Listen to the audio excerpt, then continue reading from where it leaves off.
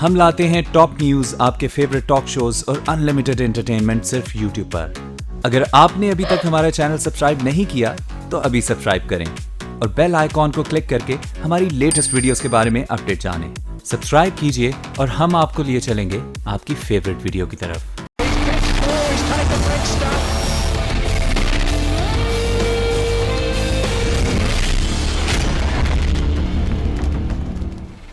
अस्सलाम वालेकुम and welcome to the show behind the wicket with Moin Khan. मैं हूं आपका होस्ट फैसल इलियास। पाकिस्तान के PSL सीज़न 3 में अब 2 हफ्ते से भी कम रह गए हैं, तो हमने जिस तरह लास्ट एपिसोड में क्वेटा ग्लैडिएटर्स को इवेल्युएट किया था, उस पर बात की थी, उसी तरह इस बार हम पेशावर ज़ल्मी की टीम पे बात करेंगे इस हफ्ते के शो में। और जिस तरह हमने आपसे प्रॉमिस किया था कि पूरा एनालाइज करेंगे उस टीम को जिसने पिछले साल का सीज़न जीता। लेकिन शो के आगाज़ में सबसे पहले पाकिस्तान की सबसे renowned personality when it comes to cricket Najam Sethi साहब, चेयरमैन PCB की बात करेंगे। उन्होंने फाइनली, लोगों को बड़ा एतराज़ था कि किसी ने हार का ओनस नहीं लिया, 5-0 जो हम न्यूजीलैंड से हारे थे। He finally came out to media and said कि हार हमें बड़ी हार हुई है। और जो इम्पोर्टेंट बात उन्होंने कही वो ये कही कि जो हमारे सुपरस्टार्स हैं वो बूढ़े हो रहे हैं। So whenever he comes out on media तो बातें निकलती हैं बहुत सारी। सो आज की शो में हम स्टार्ट पे नजम शेट्टी के इस बयान पे बात करेंगे कि जो हमारे सीनियर प्लेयर्स हैं अजहर अली, शोएब मलिक और मोहम्मद हफीज़, क्या उनकी तरफ ये निशानदेही थी कि वो बूढ़े हो रहे हैं। बिकॉज हमने बहुत सारे सीनियर प्लेयर्स की तरफ से भी ये निशानदेही देखी कि हमारे प्लेयर्स न्यूजीलैंड की कंडीशंस में डर रहे थे। सो वील फाइंड आउट कि क्या फ्यूचर इन 3 प्लेयर्स का, बिकॉज 2019 के वर्ल्ड कप की टीम हम इस्टेब्लिश कर रहे हैं। सो वी हैव टू सी कि ये 3 प्लेयर्स उस टीम का हिस्सा होंगे नहीं होंगे। हमारे साथ शो पे हैं पाकिस्तान के साबिक कप्तान और हमारे superstar wicket keeper and batsman Moin Khan. Moin भाई, thank you so much for being on the show. Moin भाई, जैसे मैंने कहा कि नजम शेट्टी साहब ने एक बयान दिया है, उस बयान को देखते हैं फिर डिस्कशन को स्टार्ट करते हैं। टीम में कुछ इश्यूज थे, वो उन्होंने ठीक कर लिए हैं। एज यू नो, रेंजर्स ने बड़ी मेहनत की है वहाँ टेररिज्म को ख़त्म करने की, इसलिए Karachi is a safe city now and so we are ready to play in Karachi. और राइट, सो हमारे जो स्टार्स हैं वो फेड अवे हो रहे हैं या दूसरे लफ्जों में बूढ़े हो रहे हैं। Is it the right term to use for senior players Moin भाई? Well, not as a chairman. I think chairman को मेरा ज़ाती ख्याल है कि इस तरह की बात मीडिया में नहीं करनी चाहिए रिगार्डिंग द प्लेयर्स, बिकॉज उनकी बड़ी सर्विसेज है। आई थिंक जब भी इनका नाम लिया जाए तो बहुत रिस्पेक्ट से लेना चाहिए, because they have contributed a lot for Pakistan cricket. Simple. I think that's not his domain as cricketer, I would say, because Najam साहब को क्रिकेट का इतना नहीं पता है। Of course I don't know, या तो मीडिया से आना चाहिए था ये स्टेटमेंट, बट अच्छा नहीं लगता किसी भी चेयरमैन से, बिकॉज इससे दिल आज़ारी होती है उन प्लेयर्स की जिन्होंने इतना ज़्यादा कंट्रीब्यूट किया हो आपके मुल्क के लिए। तो मेरा ख्याल है अगर कोच ये बात करे, चीफ सेलेक्टर ये बात करे, वो अच्छी लगती है, सूट भी करती है। बट अगेन बात हकीकत है, नो डाउट।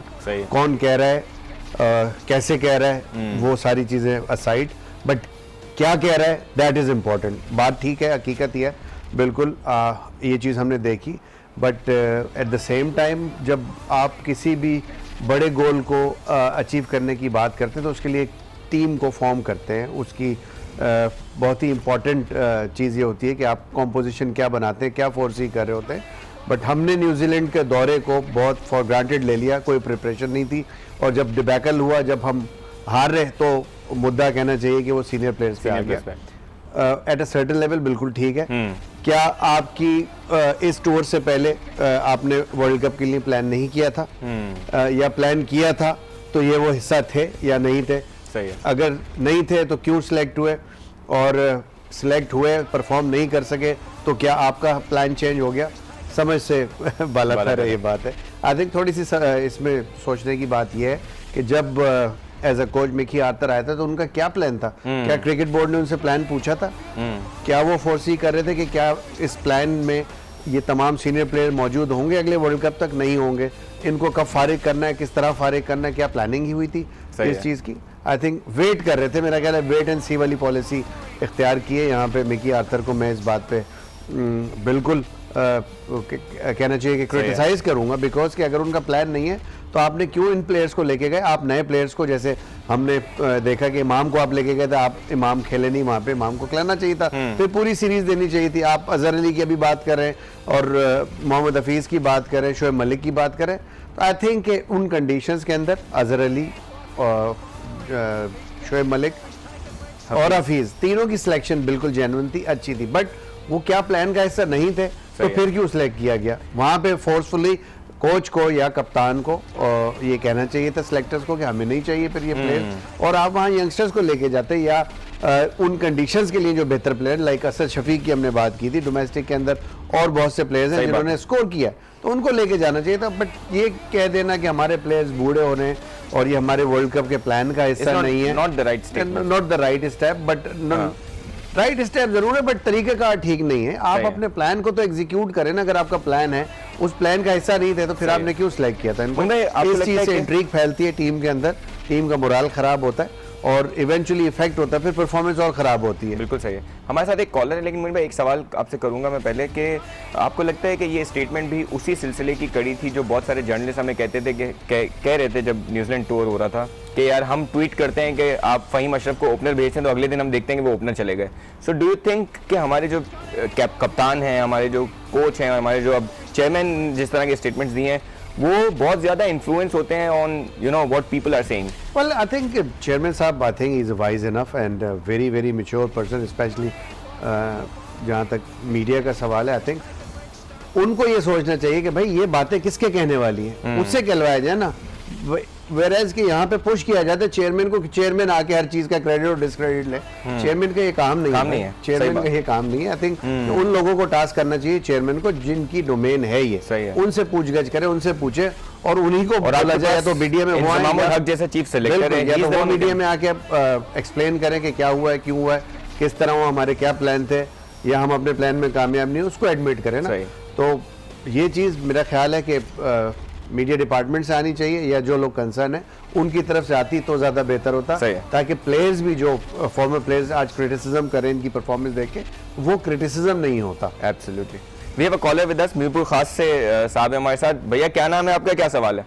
सैयद काशिफ, मीरपुर खास से बात कर रहा हूँ। काशिफ भाई क्या सवाल? मैं मोहित भाई से सवाल कर रहा हूँ। मोहित भाई अस्सलाम वालेकुम। जी वालेकुम। आप मेरे शुरू से फैन रहे हैं और मैं आपसे सिर्फ ये सवाल करना चाहता हूँ कि जो भी लड़का भाई ये बताएं, मैं फैन रहा हूँ, आप फैन रहे? काशिफ भाई आपको आके दिखा रहे हैं, ये कोई इस तरीके से तो होता नहीं है क्रिकेट के अंदर के। मतलब एक सीनियर की जो रेस्पेक्ट है और वो मकसद मीडिया तो सब जगह पे आजकल सब कुछ दिखता है। चलिए, आपकी बड़ा अच्छा क्वेश्चन है और इसी सिलसिले में अगर आपने पिछले 1-2 वीक के अंदर मेरे स्टेटमेंट्स वगैरह पढ़े होंगे तो आपको यकीनन इससे एहसास हुआ होगा कि यही वो चीज़ है जिसकी वजह से मैंने स्टेटमेंट दिया कि सरफराज को वर्ल्ड कप 2019 तक वर्ल्ड कप के लिए अनाउंस कर देना चाहिए एज ए कैप्टन, ताकि एक मैसेज चला जाए तमाम प्लेयर्स को कि यही हमारा लीडर है। फिर प्लेयर्स भी उस तरह रिएक्ट करते हैं। जब ये बार बार बात मीडिया में आती है कि सरफराज कैप्टन होंगे नहीं होंगे, या उनकी एबिलिटी या उनकी कैप्टनसी के ऊपर जब क्वेश्चन इतने ज़्यादा रेस करना शुरू करते हैं मीडिया के अंदर लोग या हमारे एक्स क्रिकेटर्स, तो एक बड़ा नेगेटिव मैसेज जाता है टीम को, तो टीम भी उसी तरह फिर रिएक्ट करना शुरू कर देती है। आई थिंक कप्तान भी अगर आपको बिल्कुल अपनी टीम को फोकस करना है और आपको क्लियर मैसेज देना होगा ये कि सरफराज कप्तान है और यही कप्तान रहेंगे, और I think is the best player, that's why he is captain. जब हमने डिसाइड कर लिया एज अ क्रिकेट बोर्ड कि ये कप्तान है, then we should support him no matter what, कि जिस तरह मर्जी हो बट सपोर्ट करें ताकि वो मैक्सिमम हम जो भी एबिलिटी है उससे फायदा उठा सकें। And we completely agree with your point Moin भाई कि अगर हम कप्तान को सपोर्ट नहीं करेंगे तो फिर जो टीम में जो यंगर प्लेयर्स हैं, जो I mean Azhar Ali and these all these, Hasan Ali, I was talking about Hasan Ali कि he is a young player but he is becoming a star, जिस तरह उन्होंने रिएक्ट किया इट वाज कंप्लीटली नेगेटिव। अगर हम अपने कप्तान को नहीं सपोर्ट करेंगे तो इस तरह के स्टांसेस और होंगे। टू अवॉइड ऑल दिस हमें कप्तान को सपोर्ट करना जरूरी है। और इनफैक्ट इस चीज के ऊपर देखें, ग्राउंड में कप्तान को आप इस तरह रिएक्ट नहीं कर सकते, नो मैटर व्हाट, कि आप जितने मर्जी सीनियर प्लेयर हो, यू नो। तो इस पे मेरा ख्याल है कि कुछ स्टांस जरूर लेना चाहिए था। मैनेजर इस वक्त तलत अली मौजूद है, आई डोंट नो उन्होंने क्या किया क्या नहीं किया, मीडिया में कोई ऐसी बात नहीं आई इसके ऊपर, बट हमने देखा कि ये चीज़ हुई है और ये चीज़ इसी को तक़वियत देती है कि जब आप अनाउंस नहीं करते अपने कप्तान को लॉन्ग टर्म के लिए तो इस तरह की चीज़ें आती हैं। हर आदमी यकीनन ये इस तरह हर प्लेयर सोचता है, बिकॉज आई एम श्योर कि हसन अली के कानों तक कोई ना कोई बात पहुंची है तो उसने इस तरह रिएक्ट किया, अदरवाइज किसी प्लेयर की हिम्मत नहीं होती कि इस तरह वो अपने कप्तान को ग्राउंड के अंदर आंखें दिखाना शुरू कर दे या टोटल इग्नोर कर दे उसको। बिल्कुल सही बात। एक और कॉलर है हमारे साथ, कौन सा बात करें, क्या सवाल है? मोहम्मद इनाम फ्रॉम लाहौर।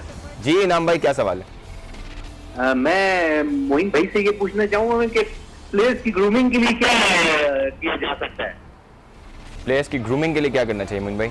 प्लेयर्स की देखें, ग्रूमिंग में बहुत सारे एंगल्स हैं। चेयरमैन ने स्टेटमेंट दी कि ये बूढ़ा हो रहा है, तो हमें इनकी ग्रूमिंग के लिए क्या करना चाहिए? हेलो, ठीक है, आपका सवाल हम समझ गए, आपका सवाल हम समझ गए भाई। हम मोइन साहब से पॉइंट ऑफ व्यू लेते हैं। देखिए ग्रूमिंग, देखें ग्रूमिंग होती है यंगस्टर्स की। जब when you become a mature player, season player, तो वहाँ आपकी क्या grooming, मैच्योरिटी, हाँ। आपकी वही चीज़ काम आती है। अब ग्रूमिंग इस एज में आप नहीं कर सकते at the end of your career, but हाँ जहाँ तक यंगस्टर्स का सवाल है, there is system exist. I don't know उस पर इम्प्लीमेंटेशन कितनी ज़्यादा होती है एनसीए में। एनसीए एक पूरा इदारा है, वहाँ पे बाकायदा एज पर सेंट्रल कॉन्ट्रैक्ट बहुत सारी चीज़ें हैं जो कि हम कर सकते हैं, जो हमें करनी चाहिए time to time. Not only as a player groom, but as a human being भी आपको ग्रूम होने की ज़रूरत होती है। आपको उसके लिए हर वक्त बाखबर भी रहना पड़ता है कि मीडिया में क्या हो रहा है, क्या नहीं हो रहा है। इवन सही बात है। आपको दुनिया के प्लेयर्स की परफॉर्मेंस का पता होना चाहिए कि किस तरह compete कर रहे हैं। जब देखें आप अपने प्रोफेशन के ऊपर फोकस करते हैं ना, तो ग्रूमिंग आपकी ऑटोमेटिकली खुद ब खुद होनी शुरू हो जाती है, because you want to learn. If you don't want to learn, you nobody can groom you. सही बात, सही आपको खुद फोकस होना पड़ता है कि भाई हो क्या रहा है दुनिया की क्रिकेट में, मैंने किसको compete करना है, मेरी क्या अप्रोच होनी चाहिए, मुझसे क्या एक्सपेक्टेशंस है टीम की। These all are the parts of your grooming. तो आप सेल्फ अपने आप को प्रिपेयर कर रहे होते हो, ग्रूम कर रहे होते हो for the better future of Pakistan cricket and for yourself also. बिल्कुल मोइन भाई, हम एक जो है वो थोड़ा सा डाइकोटमी हमें दिखती है जब हम कहते हैं कि यार क्रिकेट बहुत ज़्यादा हो रही है, सही है। उसके बाद हम इंटरनेशनली देखते हैं, हमने विराट कोहली की बात की थी एज ए कैप्टन, उन्होंने टेस्ट टीम में 32 टेस्ट मैचेस खेले हैं as a captain. In every given match उन्होंने चेंजेस की हैं। वो रहाने पे भी बहुत ज़्यादा हुआ कि यार उनको टीम का हिस्सा होना चाहिए, but he has been constantly dropping and chopping and changing his players. लेकिन हमारे यहाँ पे शोएब मलिक हम देख रहे हैं कि पिछले 5 न्यूजीलैंड के टूर हैं पाकिस्तान के, उन सब में वो टीम का हिस्सा रहे हैं। उनका एवरेज डबल फिगर्स में नहीं है, but he was still part of the team touring New Zealand. बहुत सारे मैचेस वो खेलते हैं, पूरी दुनिया में लीग्स खेलते हैं। क्या हम अपने सीनियर प्लेयर्स को, अगर उनकी परफॉर्मेंसेस नहीं है ऐसे जगहों पे, तो उनको रेस्ट नहीं करा सकते? नहीं करा सकते। देखिए ये बात ये है ना, ये तमाम बातें होती हैं, जिस फेलियर होता है किसी भी प्लेयर का, उसके बाद ये सारी चीज़ें सामने आती हैं। तो जब आप टीम सेलेक्ट कर रहे होते हैं, 100% आपको देखना होता है कि उस फाइल के ऊपर उन्होंने प्रीवियस क्या रिकॉर्ड्स हैं उनके, कहाँ पे वर्नेबल हैं, कहाँ पे वो ज़्यादा बेहतर हैं, किन सरफेसेस के ऊपर अच्छे होते हैं। तो आई थिंक ये तमाम चीज़ें देखनी तो चाहिए, बट कभी कभी ऐसा होता है ओवरलुक आपको करना पड़ता है इंटेंशनली, बिकॉज कि जो करंट फॉर्म होती है आपकी, उसको भी आपको वेटेज देना होता है। बिल्कुल तो सही है। इसमें मैंने in fact I was the one कि मैंने खुद बोला था टीम बहुत अच्छी सिलेक्ट हुई है, और हकीकतन टीम में कोई ऐसी बात नहीं थी कि हम क्रिटिसाइज करें जी इनको गलत हम प्रिपेयर तैयार नहीं थे हम। लेकिन आप जब फेलियर के बाद अपने डिसीजन पे जब ये बात आने शुरू हो जाए कैंप से कि जी हमारे वर्ल्ड कप का जो प्लान है उसमें हिस्सा नहीं है, या हम फ्यूचर नहीं देख रहे, गलत बात। तो ये आई थिंक आप खुद कॉन्ट्रडिक्ट कर रहे हैं अपने डिसीजंस को। तो यहाँ पे करेक्टर आता है, चाहे वो कोच हो, चाहे वो चेयरमैन सिलेक्शन कमेटी हो, उनका आई थिंक इतना ज़्यादा मेरा नहीं ख्याल है कि इसमें चेयरमैन सिलेक्शन कमेटी का दखल होगा, बट कोच को टास्क करना चाहिए, बिकॉज कि कोच की तरफ से ये बयान आया था जी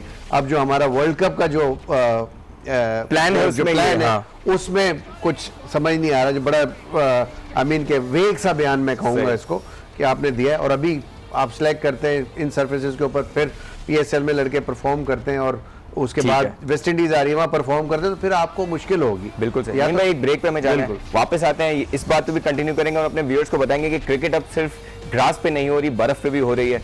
पाकिस्तानी कप्तान शाहिद आफरीदी की टीम ने वीरेंद्र सहवाग की कप्तान वाली टीम को बड़े अच्छे मार्जिन से 2 मैचेस हराए हैं, उस पर हम बात करेंगे, उसकी कुछ झलक भी दिखाएंगे, लेकिन एक ब्रेक के बाद।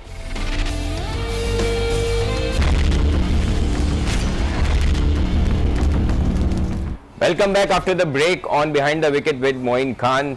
ब्रेक पे जाने से पहले हमने जैसे आपको कहा कि क्रिकेट अब सिर्फ ग्रास पर लिमिटेड नहीं रही है, बर्फ पे भी क्रिकेट होने लगी है। 1800 फीट की बुलंदी पर स्विट्जरलैंड के ग्राउंड्स में 2 मैचेस हुए, जिसमें पाकिस्तानी कप्तान शाहिद आफरीदी की रॉयल्स 11 ने बाआसानी डायमंड्स 11 जिसके कप्तान वीरेंद्र सहवाग थे, दोनों मैचेस में मारा। बड़ी अच्छी परफॉर्मेंसेस हुई, बड़े अच्छे प्लेयर्स थे, Michael Hussey, Jacques Kallis, a lot of good players. Pakistani players ने भी अच्छा परफॉर्म किया। अब्दुल रज़ाक ने पहले T20 में 4 विकेटें ली, दूसरे में 3 विकेटें ली। सो हमारी प्रोडक्शन टीम ने एक पैकेज तैयार किया है, वो देखते हैं, उसके बाद मोइन भाई से सवाल करते हैं कि किस तरह के लगे वो क्रिकेट इन न्यू कंडीशंस। पहली बार मैंने देखा है क्रिकेट में कि सारे फील्डर्स ग्लव्स पहन के खेल रहे हैं। मोइन भाई कैसा लग रहा है देखने में बहुत अच्छा लगा। हाँ। ऑफ कोर्स पहली दफ़ा ऐसा एक्सपीरियंस, हाँ। लाइक मुझे भी बड़ी एक्साइटमेंट हुई थी जब ये पहली दफ़ा सुना था कि न्यूजीलैंड में बर्फ़ के ऊपर क्रिकेट होगी, एंड देन जब देखा मैच अच्छा लगा देखने के, एंटरटेनमेंट पॉइंट ऑफ व्यू से अच्छा है कि और सारे प्लेयर दुनिया के बड़े बड़े प्लेयर जो रिसेंटली रिटायर्ड हुए हैं एक दफ़ा फिर उनको मौका मिला लोगों को उनको देखने का, but on a different surface. तो पब्लिक वहाँ मौजूद नहीं थी क्योंकि आपको पता है स्विट्जरलैंड में इतना ज़्यादा फॉलोइंग नहीं है इस गेम क्रिकेट की following but the good thing is कि स्विट्जरलैंड में नेशनली जब इतना बड़ा इवेंट हुआ है तो थोड़ी बहुत अवेयरनेस हुई होगी इस गेम की, एक मैसेज बड़ा अच्छा गया होगा एक और कंट्री के अंदर जहाँ क्रिकेट नहीं खेली जाती। सही बात है। तो एटलीस्ट कम से कम इस गेम के बारे में थोड़ी बहुत अवेयरनेस ज़रूर हुई होगी। बहुत खूबसूरत लगा टीवी के ऊपर देख के, सफ़ेद ग्राउंड बर्फ से भरा हुआ और तमाम उन लेजेंड्स को देखते हुए जिन्होंने खेला। और लोग कि क्रिकेट इतनी सीरियस नहीं थी, टोटल फन एंटरटेनमेंट था वहाँ पे। नेचुरली महजूज फैंस भी बहुत ज़्यादा महजूज हुए होंगे इसको देख के, बिकॉज के एक डिफरेंट एक्सपीरियंस था, ऐसा कभी पहले हिस्ट्री में नहीं हुआ कि बर्फ़ पे किसी ने क्रिकेट खेली हो। So good to see all this old stars having ball together. बिल्कुल। और मोइन भाई हमने देखा है कि पाकिस्तान इंडिया का जो चीज़ होती है इसमें भी देखा कि हमने एक तरफ इंडियन प्लेयर्स थे और दूसरी तरफ पाकिस्तानी प्लेयर्स थे, वो फ्लेवर ज़रूर यूज़ किया जाता है सक्सेसफुल बनाने के लिए। ये देखिए सक्सेसफुल बनाने के लिए बहुत इंपॉर्टेंट, बिकॉज कि उससे फॉलोइंग बढ़ती है और नेचुरली जितने स्पॉन्सर्स भी होते हैं they actually Put money on this. Put money on the business point of view अगर देखा जाए तो यही चीज़ होती है। फिर एक naturally as a business feasibility बनती है, फिर उसकी एग्जीक्यूशन होती है। तो आई थिंक इन तमाम चीज़ों को देखते हुए आई होप कि इस तरह आगे फ्यूचर में भी इस तरह के इवेंट्स हों ज़रूर। और इन्हीं लोगों के जो एक्स क्रिकेटर्स हैं जो बहुत अरसे से स्क्रीन पे नज़र खेलते हुए नहीं आते, तो फैंस को एक मौका मिलता है देखने का। एटलीस्ट उनको स्पेशली बच्चों ने इतने बड़े बड़े नाम तो सुने लेकिन उनको कभी खेलते हुए नहीं देखा तो बहुत सी ऐसी यंगर जनरेशन है जो अभी पिछले 8-10 सालों में पैदा हुई है। उन्होंने आई डोंट थिंक सो कि शोएब अख्तर को भी खेलते, क्योंकि शोएब अख्तर को भी रिटायरमेंट लिए काफ़ी सालों। शाहिद आफरीदी वाहिद आदमी जो अभी तक PSL खेल रहे हैं, अदरवाइज अब्दुल रज़ाक को भी बहुत अरसे से लोगों ने नहीं देखा था। इसी तरह इंटरनेशनल स्टार जिनके नाम है, माइकल हसी हो गए, सहवाग हो गए, जो कि रिनॉन्ड है कि इतने बड़े बड़े स्टार्स थे, इतनी बड़ी बड़ी इनकी बैक पे परफॉर्मेंसेज हैं। तो एक मौका मिला बच्चों को भी कि ऐसे स्टार्स को देखने का, बिल्कुल सही, कि वो देख सकें कि खेलने। भाई कॉलर हमारे साथ हैं, कौन सा आप बात कर रहे हैं, क्या सवाल है? नवीद बोल रहा हूँ लाहौर से। जी नवीद भाई। जी मैं ये पूछूंगा मोइन भाई से कि अगर अब्दुल रज़ाक ICE20 में इतनी अच्छी परफॉर्मेंस दे सकता है, ठीक है, क्या सिलेक्शन कमेटी पर क्यों नहीं उसे सिलेक्ट करती है? अब्दुल रज़ाक को अपॉर्चुनिटी क्यों नहीं देती है? वो इतना अच्छा परफॉर्म कर रहा है। ठीक है नवीद भाई, आपके सवाल का जवाब देते हैं। नवीद भाई, on a serious note, on a lighter note is के इसके लिए हमें बर्फ जमानी पड़ेगी कदाफी स्टेडियम में उनके ट्रायल लेने पड़ेंगे।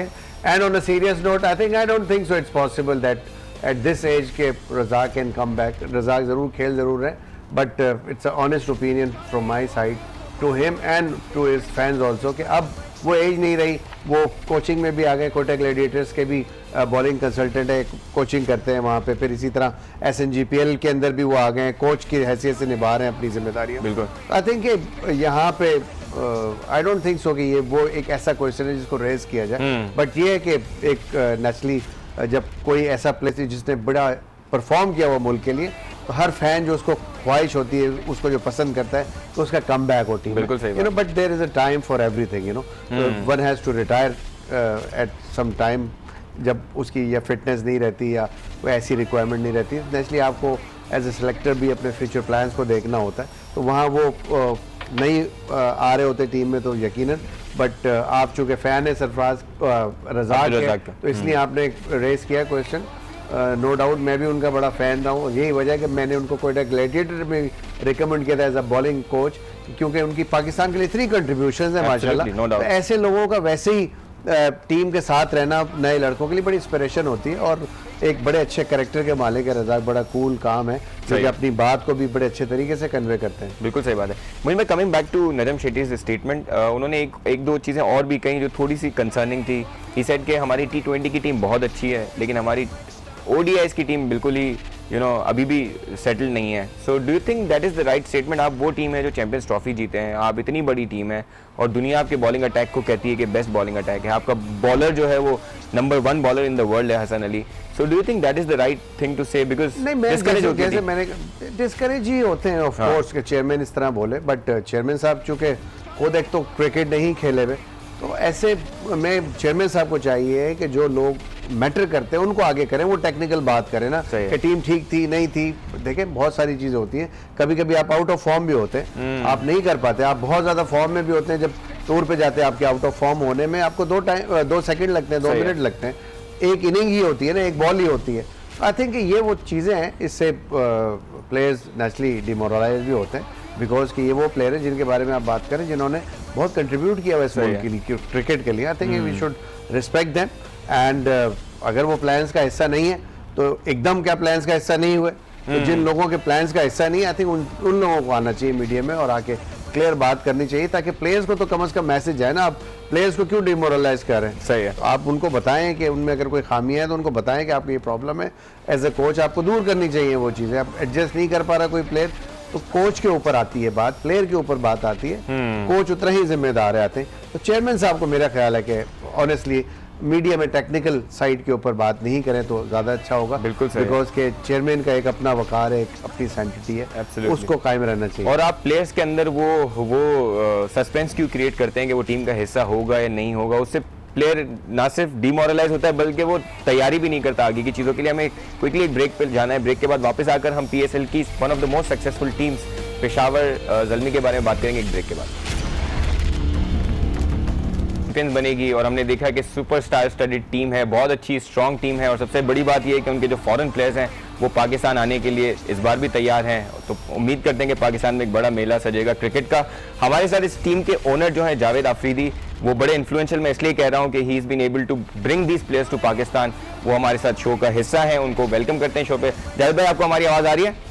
जी अस्सलाम वालेकुम। वालेकुम आपको भी सलाम और मोइन भाई आपको भी बहुत बहुत सलाम। वालेकुम अस्सलाम जावेद। जावेद भाई, सबसे पहले आपका शुक्रिया शो पे ज्वाइन करने के लिए और आपको बहुत ज़्यादा मुबारकबाद कि इतनी अच्छी टीम सेटअप हुई है आपकी दोबारा भी। मेरे ख्याल में इसमें मोइन भाई ज्यादा आपको बेहतर बताएंगे कि मैं क्रिकेटिंग अफेयर में मेरा कोई इंटेलिजेंस नहीं होती। ये प्योरली क्रिकेटिंग डिवीजन का काम है मोहम्मद अकरम और यूनुस खान का। और इस दफा जैसे आपने देखा जहीर भाई हमारे साथ थे, उन्होंने हमारी इन सारी कॉम्बिनेशन को दोबारा से एक उस पोजीशन में लेके आना कि इंशाल्लाह it will be a very good and winning combination. इंशाल्लाह 4-5 विनिंग कॉम्बिनेशन है हमारी पूरी टीम में, तो you will see a very good and definite team this time again इंशाल्लाह, एब्सोल्युटली, हमारी पूरी अच्छी उम्मीद है आपके साथ हैं। अच्छा, हमारे व्यूअर्स आपकी टीम को और हमारे प्रोग्राम को फॉलो करते हैं। बहुत सारे सवाल उनके थे जब उनको पता चला कि आप हमारे शो में आ रहे हैं। एक सवाल जो बहुत ही ऑब्वियस बहुत सारे लोगों से था वो ये था कि जैसे आपने भी कहा कि क्रिकेट से आपको इतना ज़्यादा अवेयरनेस नहीं थी, लेकिन एक प्लेयर जो आपको क्रिकेट में लाइमलाइट में लाया वो शाहिद आफरीदी हैं, वो आपकी टीम का हिस्सा रहे हैं। और कौन भूल सकता है जब वो दुबई और शारजा के ग्राउंड्स में उतरते हैं तो पूरे शायकीन जो है शोर मचाना शुरू करते हैं और वो एक वाइब भी अलग होती है। सो क्या वजह हुई कि PSL सीज़न के फ़ौरन सेकंड सीज़न के फ़ौरन बाद उन्होंने टीम से जाने की खबरें आना शुरू हुई और इवेंचुअली चले भी गए और ARY की जो कराची किंग्स है उसका हिस्सा बने? क्या हुआ ये सब? मेरे ख्याल में लाला की क्रिकेट की खदमात 19-20 सालों से जिस तरीके से उन्होंने पाकिस्तान को न कि सिर्फ ऑन द फील्ड बल्कि ऑफ द फील्ड भी पाकिस्तान क्रिकेट की खदमात और एज एम्बेसडर पूरी दुनिया में एक ऐसा मैसेज दिया कि पाकिस्तान चूंकि अनफॉर्चुनेटली बड़ी हालात की वजह से कहें या बड़ी मुश्किलात की वजह से कहें डिफरेंट सीरियस इश्यूज की वजह से हमारा एक मैसेज अच्छा पॉजिटिव नहीं जाता था। लेकिन जिस तरीके से लाला से मोइन भाई आपके साथ बैठे हुए हमारे ये जितने भी लेजेंडरी लोग हैं इनकी बहुत बड़ी कंट्रीब्यूशन है, तो उस कंट्रीब्यूशन को हमें सिर्फ उस नज़र से नहीं देखना चाहिए कि वो एक जाहिर बात है वो बहुत बड़ा प्लेयर है कि वो हमारी टीम छोड़ के दूसरी टीम में चले गए। Yes, he need to represent the whole Pakistan. मेरे ख्याल में वो आज कल पेशावर में थे, आज कराची के साथ हैं, परसों फिर उसके बाद इनको क्वेटा में भी जाना चाहिए और इस्लामाबाद की टीम में भी जाना चाहिए। He need to represent the whole Pakistan rather than just going with one team. Very good answer. Not to be only with one team. और उनकी खिदमत he is a brother and he is more than a brother and जाहिर बात है उनकी वजह से cricket में आना और पैशन क्रिएट होना, तब तक आपका पैशन क्रिएट नहीं होता जब आपके साथ एक आपके लिए जो मशाल राह होती हैं कि आपको बताते हैं। और उन हालात में जब 2010 के बाद पाकिस्तान क्रिकेट के लिए स्पॉन्सरशिप के लिए लोग नहीं थे। तो यही लाल लाते हैं, उन्होंने ही एडवाइस किया कि भाई इनको हमें सपोर्ट करना चाहिए। हमने अपनी कंपनी या ऑर्गेनाइजेशन के प्लेटफॉर्म से पाकिस्तान क्रिकेट को सपोर्ट किया। जावेद भाई, आपकी बात बिल्कुल सही है जी, कि आफरीदी जैसे superstars he should represent all the teams, और जाहिर बात है कराची किंग्स में वो टीम का हिस्सा बने। कराची हाइट्स के लिए इससे अच्छी खुशखबरी नहीं हो सकती थी। तो आपका जवाब बिल्कुल सही है। हम एक और चीज़ आपसे पूछना चाहेंगे, फिर आपको हम खैर बात कहेंगे कि आपका इन्फ्लुएंस वेस्ट इंडीज़ के प्लेयर्स पे ज़्यादा है, बिकॉज वो एक अलग वाइब लाते हैं टीम में। आपने इस बार ब्रावो को टीम का हिस्सा बनाया है, वो भी बड़ा खुशाइंद है। देखें, पेशावर ज़ल्मी के जो फैंस हैं वो दुनिया भर में मौजूद हैं, और हर साल आप देखें, पिछले 2-3 सालों से आप देखें, हम डिफरेंट एक्टिविटीज, डिफरेंट अपने CSR की एक्टिविटीज, प्लस जो ब्रांड की अवेयरनेस की हमारी एक्टिविटीज हैं, जिस तरीके से हमारी अपनी कंट्रीब्यूशन है, फाउंडेशन की कंट्रीब्यूशन है, चाहे वो ज़ल्मी स्कूल लीग से लेके या हमारी बिचेस के प्रोजेक्ट्स हैं या वो डिफरेंट फेस्टिवल्स जो हमने मुनक्किद किए। तो it's not just about cricket. मैं तो बार बार ये बात कहता हूँ कि Peshawar Zalmi is not just a cricket और a sports franchisee.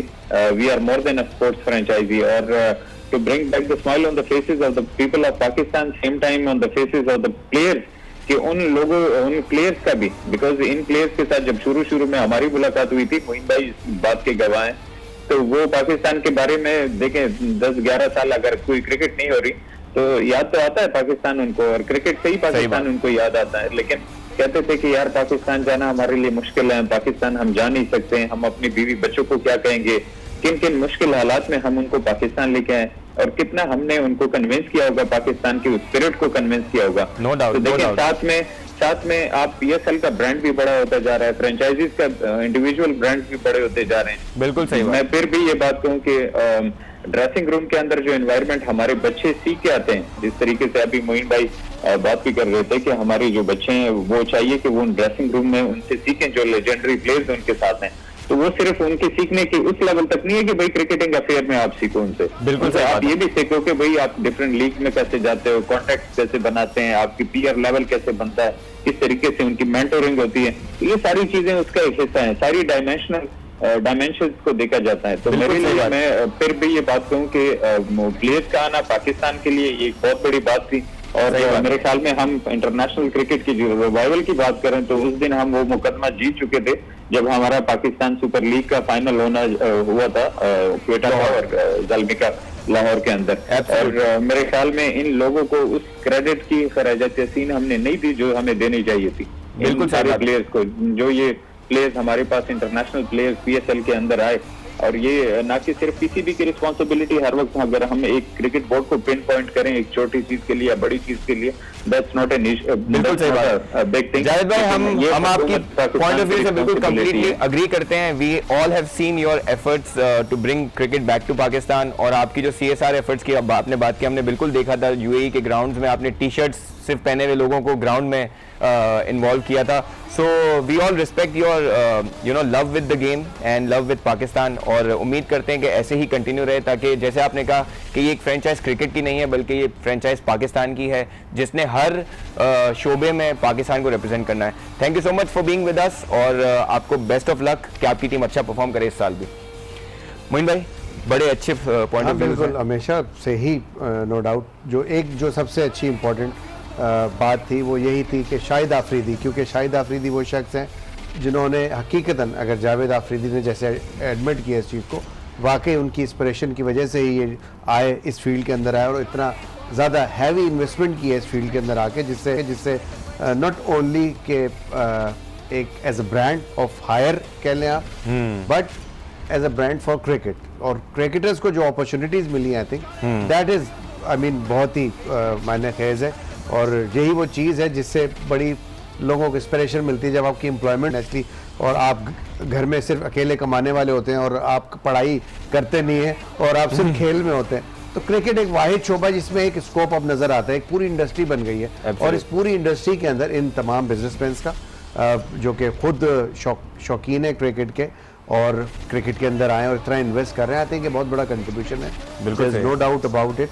एंड